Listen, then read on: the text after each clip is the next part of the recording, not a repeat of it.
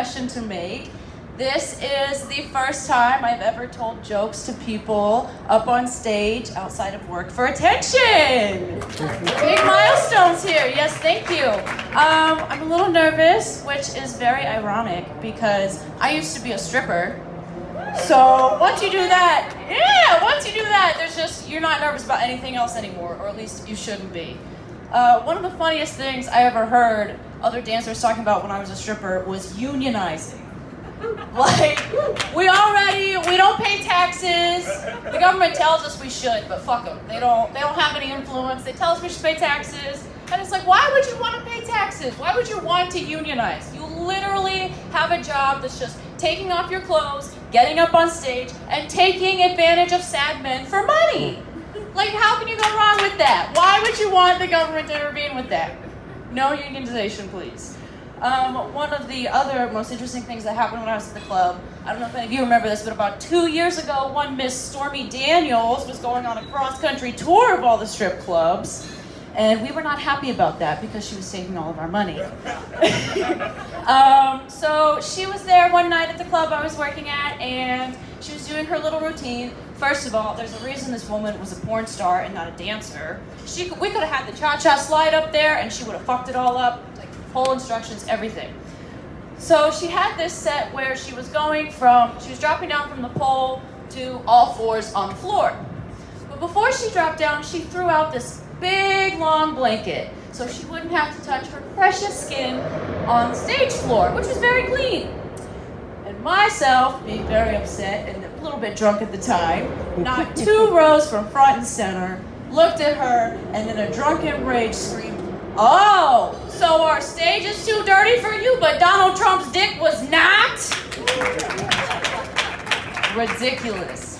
But that was back when I lived in Columbus, and obviously I live here now. Very happy to do so. People ask me in Columbus, what's it really like living in Chicago? What is the Chicago experience really like? And I'm like, well, it's kind of like a subway rat in a prom dress.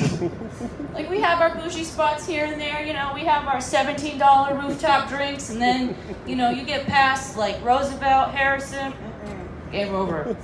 Game over.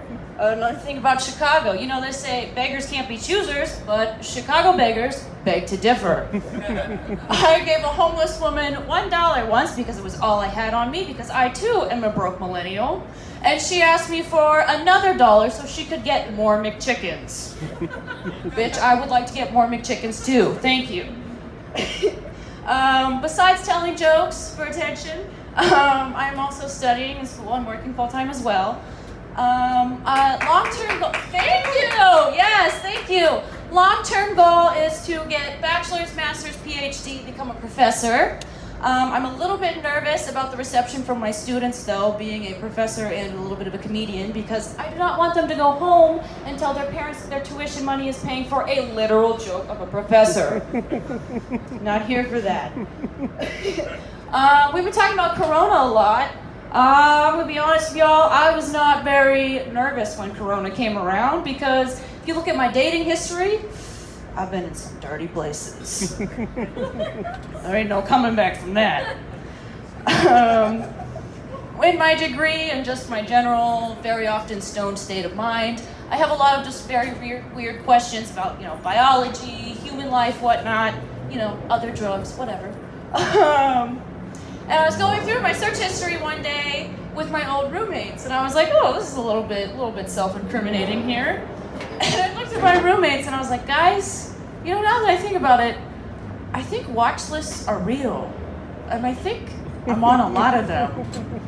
And my roommates just looked me dead in the face and they said, Cameron, watch lists are real and you are on all of them. Thank you. That's my